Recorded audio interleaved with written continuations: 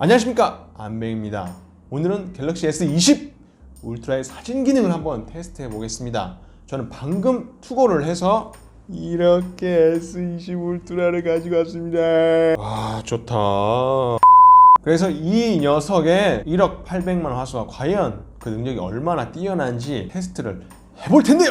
그 비교 대상은 먼저 이 풀프레임 카메라, 마이크로 포서드 센서랑 그 다음에는 가장 비교할 만한 1인치 센서와의 대결도 한번 준비를 해보겠습니다. 궁금하시죠? 저도 정말 궁금해요. 이거 빨리 테스트를 해야 되기 때문에 뭐 조리개든 뭐 셔터 스피드든 뭐 감도든 이런 거 뭐 그 통일해가지고 테스트는 할 수 없습니다. 네, 시간이 촉박해요. 네, 아무튼 제가 할 수 있는 가장 뭐 그냥 기본적으로 통제할 수 있는 통제 변이는 그냥 대략 화각 정도, 비싼 화각에서 얼마나 디테일을 보여주고 화질을 보여주는지 위주로 테스트를 해보겠습니다. 일단 제 손에 노트 8이 있는데요. 노트 8이랑 크기가 비슷해요. 길이는 울트라가 조금 더 길고 양옆으로는 비슷해요.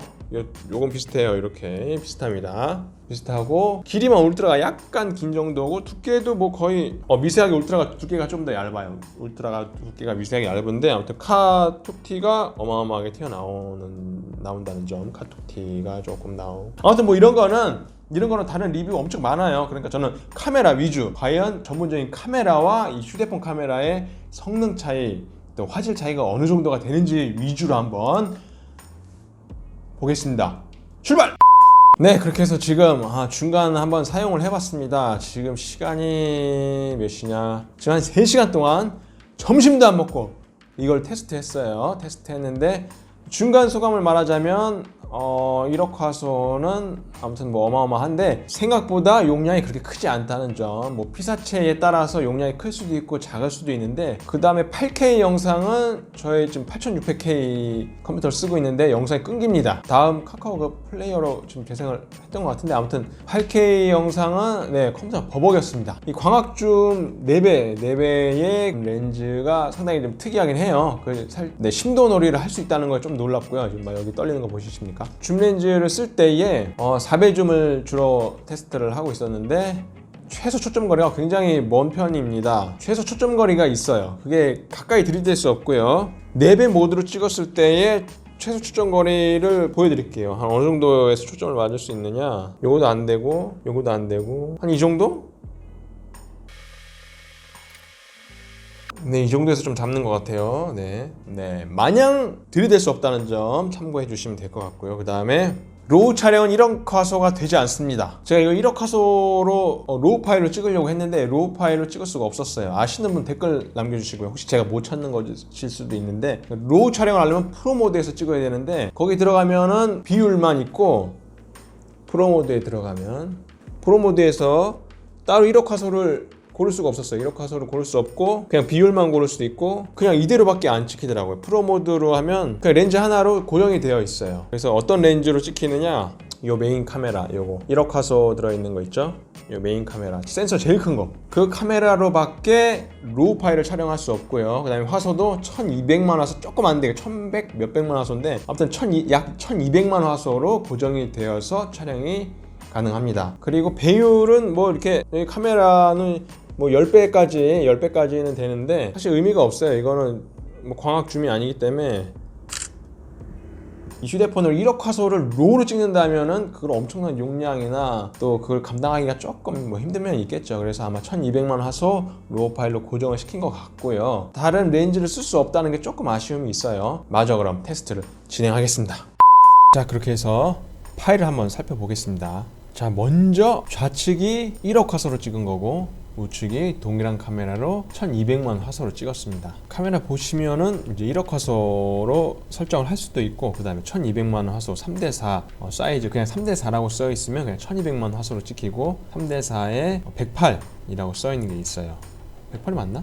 아무튼 1억 800만 화소는 그렇게 따로 표시가 되어 있습니다. 그래서 둘의 차이점은 보시면 아시다시피 후처리 과정에 유무가 차이가 있는 것 같아요. 1200만 화소로 찍은 사진은 이렇게 되게 또렷하죠. 뭐가 되게 또렷또렷하고. 그런데 1억 800만 화소로 찍은 건 좀 약간 흐리멍텅하고 후처리가 들어가지 않은 사진 파일을 보여주고 있습니다. 아마 1억 800만 화소를 후처리까지 하면 엄청난 딜레이가 생기겠죠. 용량도 용량인 만큼. 보면 사진의 크기 차이가 엄청 나죠. 네. 그래서 100%로 이렇게 보면 크게 차이가 엄청나게 납니다. 근데 아무튼 폰카에서 가장 유의미한 것이 이제 배경 흐림 효과를 볼 수 있다는 거죠. 그래서 4K 촬영이 이제 가능해질 것 같고요. 폰카로도. 그리고 배경 흐림은 이제 이렇게 이 메인 카메라로 찍었는데 배경 흐림이 가능하다. 그 다음에 오른쪽은 이제 풀프레임 카메라로 찍었을 때 니콘 D750으로 찍은 건데요. 비교가 좀 잘못되긴 했는데 센서 크기가 너무나도 차이가 많이 나서 이거 배경 흐림은 사실 비교가 안 되는데 풀프레임 카메라로 찍었을 때 어떤 느낌이 나는지 보여드리기 위해서 한번 비교를 해봤습니다. 그 다음에 포서드 센서일 경우에 차이를 비교를 해봤습니다. 조금씩 센서가 작아질수록 비슷해지죠. 흐려지는 배경이 조금씩 비슷해지고 있습니다. 그 다음에 1인치 센서랑 비교를 해보겠습니다. 1인치 센서. 캐논의 1인치 센서를 쓰는 카메라나 소니의 RX100 시리즈가 있었으면 더 유의미한 비교가 됐을 텐데 제가 가지고 있는 1인치 카메라가 NX 미니인데 단렌즈밖에 없어요. 9mm 렌즈밖에 없어서 직접 비교를 못했다는 게 정말 너무나도 한이 됩니다. 그나마 제가 갖고 있는 것 중에 가장 비슷한 센서인 파나소닉 LX100 포서드 카메라로 한번 비교를 계속 해볼게요. 지금 1인치 센서 쓰는 거랑 1.13분의 1인치 센서 쓰는 갤럭시 S20 울트라랑 비교를 해보겠습니다. 거의 1인치 센서랑 비슷비슷해졌어요. 많이 따라왔어요. 카메라에 1인치 센서가 들어가면 이제 디지털 카메라 소형 똑딱이 시장은 위태로워질 수 있습니다. 자, 그 다음에는 왼쪽이 1억 화소고 오른쪽이 1200만 화소입니다. 사진 딱 보시면 아시겠지만 약간 울트라가 초점이 뭐 정확하게 맞지 않은 탓도 있는데 초점이 정확하게 맞지 않았어요. 초점이 좀 약해요. 이게 듀얼 픽셀 적용이 되지 않은 걸로 알고 있습니다. 그래서 AF가 조금 느리고 좀 부정확한 느낌이 들었어요. 좀 잘 안 맞는 느낌? 이전에 비해서 센서도 커지고 심도가 좀 얕아지니까 게다가 듀얼 픽셀이 안 들어간 걸로 알고 있어서 AF 맞추는데 조금 기존에 비해서 좀 후퇴됐다라는 느낌이 있습니다. 보시면 아시겠지만 흐리멍텅하고 좀 또렷하죠. 네, 엄청 샤픈이 많이 들어갔어요. 개인적으로 이런 사진은 별로 선호하지는 않습니다. 좌측이 계속 울트라고 우측이 풀프레임 니콘 D750입니다. 이렇게 봐서는 크게 모르겠지만 어쨌든 심도가 더 얕으니까 이런 느낌, 이런 차이가 있고요. 그 다음에 울트라랑 파나소닉 LX100의 비교입니다. 조금씩 가까워지는 비슷한 것 같죠? 화질이 둘 다 또렷한 느낌이 없는데 어쨌든 사진만 그냥 두고 봤을 때 두 개를 비교해 봤을 때 크게 차이가 없어 보이죠? 카메라랑 휴대폰이랑. 그 다음에 1인치 센서를 쓴 NX 미니랑 울트라 비교를 보고 계십니다. 사실 굳이 비교를 하자면 센서가 큰 게 아무래도 유리한데 그냥 컴퓨터를 이렇게 100%로 확대하지 않고 보통 우리가 쓰고 웹에 올리거나 SNS로 활용을 하기에는 전혀 부족함이 없는 화질을 보여주고 있습니다. 1200만 화소로 찍은 거랑 미니랑 비교를 해보면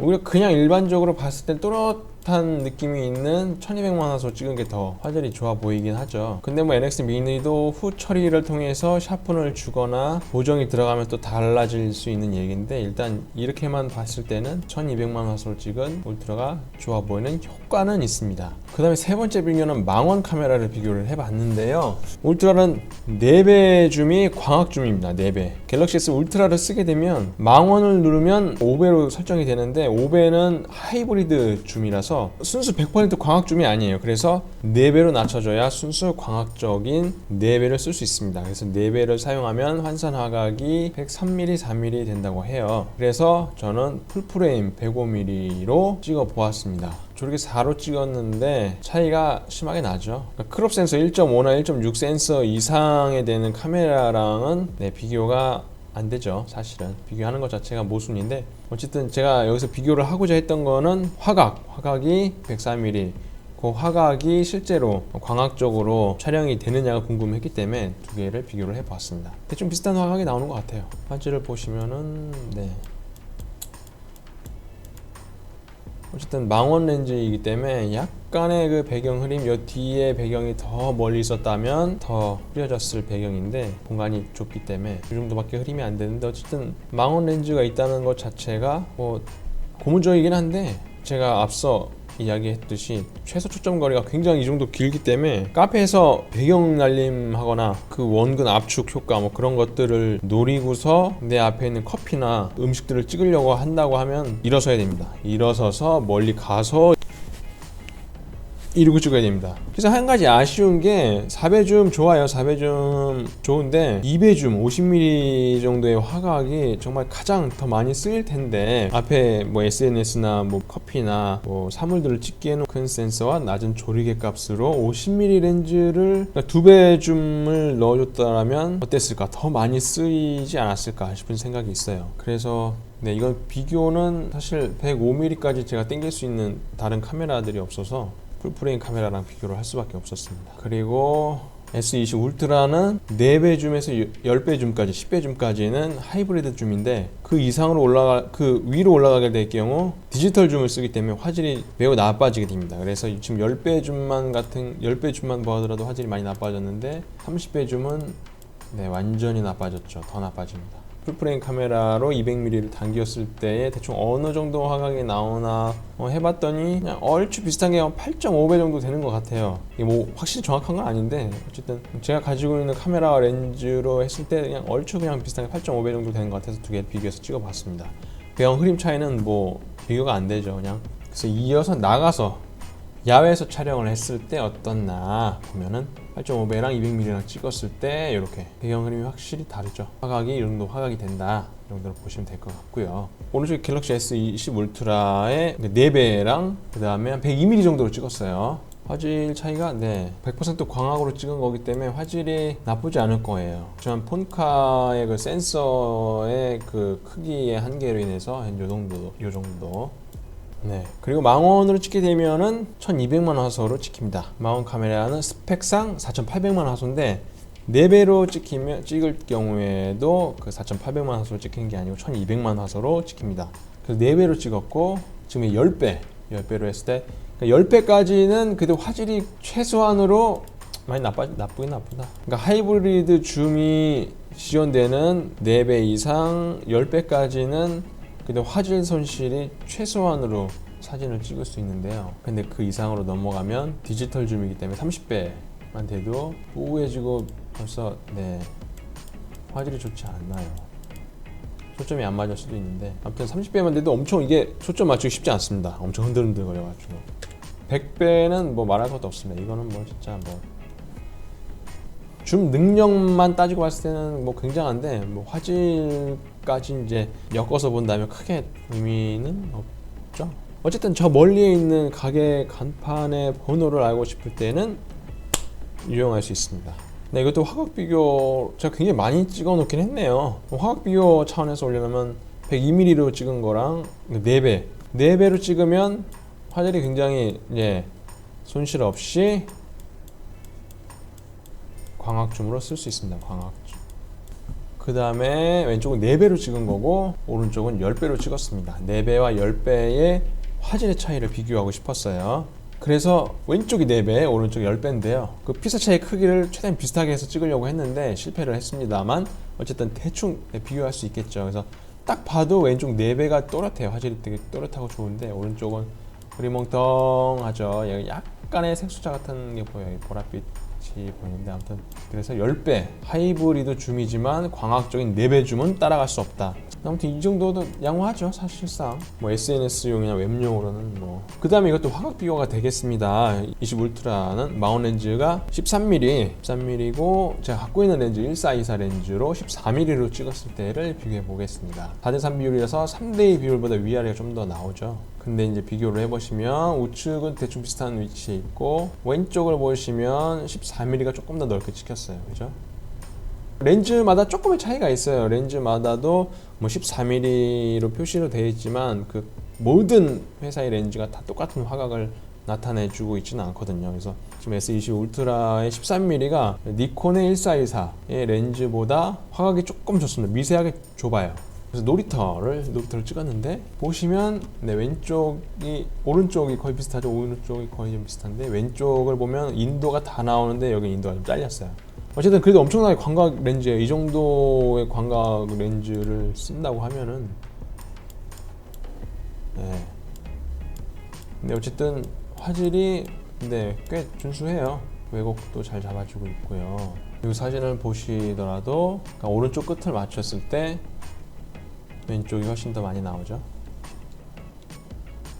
자, 두 개를 놓고 찍어봤어요. 두 개 놓고 찍어봤는데 확실히 차이가 있습니다. 여기 왼쪽 잘리는 거 보이시죠? 그래서 혹시 보정 왜곡 그 기능 때문에 훨씬 화각이 좁아진 것이 아닐까 싶어가지고 왜곡 보정을 끄고도 한번 비교를 해봤습니다. 그래서 두 개를 비교해볼게요. 왼쪽이 왜곡 보정이고 오른쪽이 왜곡 미보정인데 확실히 양쪽 끝에 보면은 그 왜곡 미보정한 게 확실히 왜곡이 보이죠. 근데 크게 화각 차이는 없어 보입니다. 예. 근데 어쨌든 왜곡은 진짜 잘 보정해주고 있습니다. 이게 수직 수평이 확실히 그 부분에 있어서는 잘 잡아주고 있는 것 같아요. 두 개를 연달아 보면은 크게 차이가 안 나죠. 양쪽만 끌어당기면. 물 좀 마셔야겠다. 혼자 떠들라니까 너무 힘드네. 사진 진짜 많이 찍었네요. 많이 테스트한다고 진짜 많이 찍었네. 어쨌든 배경 흐림의 차이가 있는데 어쨌든 4배로 찍은 것도 미세하게 배경 흐림이 보이죠. 이제 이런 느낌. 그 다음에 카페에서 찍을 때 어떤 느낌일지 한번 비교를 해보기 위해서 진짜 카페다라고 생각하고 한번 찍어보았어요. 메인 카메라로 찍은 겁니다. 메인 카메라로 1억 화소로 찍은 거죠. 왼쪽이. 그래서 보면 엄청나게 사진 크기가 어마어마하죠. 벌써 차이가. 그러니까 메인 카메라로 1.13분의 1인치 카메라로 찍었을 때 배경 흐림이 나타나고 있어요. 저기 보시면은 약간 배경 흐림이 보이죠. 그 다음에 미니 1인치 그나마 가장 비슷한 1인치 센서로 찍었을 때 비슷한 느낌이 나죠. 비슷한 느낌 나는데 오히려 배경이 이게 배경이 흐린 건지 아니면 뿌옇게 이게 렌즈 자체의 성능이 좀 좋지 않으니까 그 해상력이 딸리는 건지는 모르겠지만 어쨌든 이렇게 봤을 때 1인치랑 크게 차이가 없어 보입니다. 오히려 이게 더 흐려 보이죠. 더 뒤에 가서 찍어서 그럴 수도 있는데 어쨌든 1인치 센서의 그 카메라랑 비슷한 양상을 보여주고 있다. 그리고 LX100 포서드 카메라랑 찍었을 때 그냥 이렇게 봤을 때는 잘 모르겠죠. 자, 그죠. 확실히 이 디테일을 보면 어쨌든 이 조그만 센서에 엄청난 화소를 때려 넣다 보니까 뭉개짐 같은 게 있어요. 보시면은 좀 뭉개짐 같은 게 있죠. 그리고 이어서 1인치 센서 사진 보고 계십니다. 1인치 2000만 화소와 1.3분의 1인치의 1억 화소를 비교하고 있습니다. 어쨌든 요런 상태로 본다면 잘 모르겠죠. 이렇게 놓고 보면 잘 몰라요. 잘 모릅니다. 그렇지만 제 눈에는 확실히 카메라로 찍은 게 벌써 이제 그 센서도 미세하게 더 크고 렌즈 자체가 다르지 않습니까? 렌즈가. 어쨌든 그 휴대폰이라는 그 작은 휴대용 기기에 이렇게 큰 화소와 뭐 이제 여러 가지 광학적인 그 줌 뭐 이런 것들이 들어가 있는 것 자체에 큰 의미가 있다고 봅니다. 의의가 있다고 보는 정도지 뭐 카메라가 아마 좋다 화질이 뭐 엄청 막 1억 화소 엄청 좋다 뭐 그렇게 뭐 그렇게까지 다가오진 않아요 사실은. 그러니까 제가 휴대폰으로 사진을 별로 잘 안 찍어서 저한테는 별로 그렇게 메리트가 사실은 없습니다. 그렇지만 나날이 발전되고 있는 건 좋은 일이죠. 쉬어가는 의미에서 전면 카메라를 한번 보겠습니다. 전면 카메라인데 극혐이죠. 죄송합니다. 어쨌든 전면 카메라 이거 뭐 지금 필터 같은 게 뭐 먹여진 것 같더라고요. 뭐 얼굴 뽀샤시 뭐 이런 게 이거 무슨 효과인지 모르겠어요. 이거 둘 다 뭐 효과가 들어갔어요. 이것도 효과가 들어갔고 이게 4천만 화소로 찍히진 않았어요. 650만 화소, 650만 화소 정도가 됐고 그 다음에 4천만 화소로 찍은 이제 그냥 기본 그러니까 아무 효과 없이 그냥 기본으로 찍었을 때 4천만 화소였는데 엄청나죠. 이게 엄청납니다. 사진 크기가 엄청나요. 뭐 머리카락 한 올 한 올이 나오긴 해요. 한 올 한 올 나오긴 한데 이게 뭐 그렇게 화질이 좋은 상태로 그렇게 한 올 한 올 나오는 건 아니고 그래서 이게 100%를 뭐 물론 100%를 뭐 보는 사람이 있겠습니까? 100%를 보는 사람이 없지만 이렇게 사진을 작게 하고 봤을 때는 이것도 센서가 커졌기 때문에 셀피를 찍었을 때 배경 흐림과 디테일들이 많이 살아있는 사진을 얻을 수 있는 거죠. 그래서 이렇게까지 커지면은 이거 이제 눈 안에 눈으로 이제 비춰진 그 반대편의 모습을 우리가 추측하고 예측을 할 수가 있네. 이 컴퓨터 화면이 나오네. 이 컴퓨터 화면에.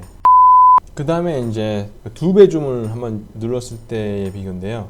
기존에 찍었던 영상이 정확히 뭘 비교하려고 했었는지 기억이 나지 않아서 어설프게 비교를 했었는데 지금 딱 기억이 나서 제대로 다시 한번 비교해보기 위해서 추가 촬영을 진행했습니다. 그래서 보시면은 이제 2배 촬영에 관한 이야기인데요. 앞에서 말씀드렸다시피 더 많이 쓰일 2배가 디지털 줌밖에 지원되지 않는다는 점이 조금 아쉬움을 이야기했었습니다. 그래서 그거에 대한 더 정확한 비교를 위해서 다음과 같이 준비를 했는데요. 그래서 이거는 1200만 화소로 1배 상태로 찍었고, 오른쪽이 2배로 찍었습니다. 그래서 둘 다 1200만 원 화소인데 배율이 다르죠. 이건 1배율로 찍은 거고, 오른쪽은 2배율로 찍은 겁니다. 그래서 제가 포토샵으로 1배 사진을 200% 확대를 했습니다. 200% 확대를 해서 즉 파일 사이즈가 8000 곱하기 6000이 되었는데 100%로 봤을 때 비교해 보겠습니다.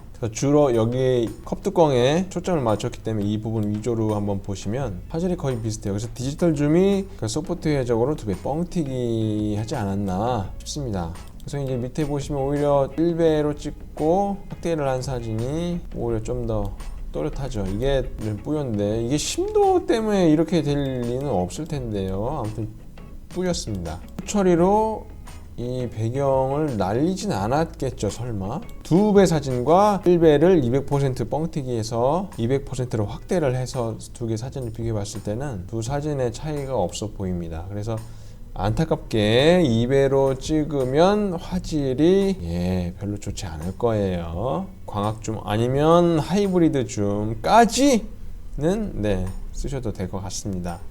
그 뒤에 야경 사진하고 로우로 찍고 보정을 해본 거, 그 다음에 카메라로 찍고 어떤 게 갤럭시 S20 울트라로 찍었는지 비교하는 영상도 준비를 했는데요. 이게 너무 영상이 길어져서 한번 끊고 가야 되겠습니다. 그 다음에 또 동영상 관련돼서 또 찍어 놓은 게 있어요. 근데 그건 손도 대지 못했습니다. 이걸 하나로 다 넣기에는 무리가 있는 것 같아서 일단 아쉽게 1차로 끊고 가겠습니다. 사실 뭐 이거 외에도 더 찍은 사진이 있고 또 겹치는 것들이 있어서 다 걷어냈는데도 이렇게까지 와버렸습니다. 아무튼 여기까지 지켜봐 주셔서 감사하고, 다음 영상에서 나머지 테스트한 것을 또 소개를 해보도록 하겠습니다. 다음 영상에는 아이폰하고 그 다음에 갤럭시 S20 울트라의 야경 사진 비교도 있고요. 두 개를 비교를 해봤고, 두 개를 직접 찍었을 때 얼만큼 딜레이가 되는지도 제가 찍었습니다. 그걸 한번 나눠보도록 하고 오늘은 여기서 마치겠습니다. 길고 긴 영상 뭐 다 보진 않으셨겠지만은 스킵을 하셨겠지만은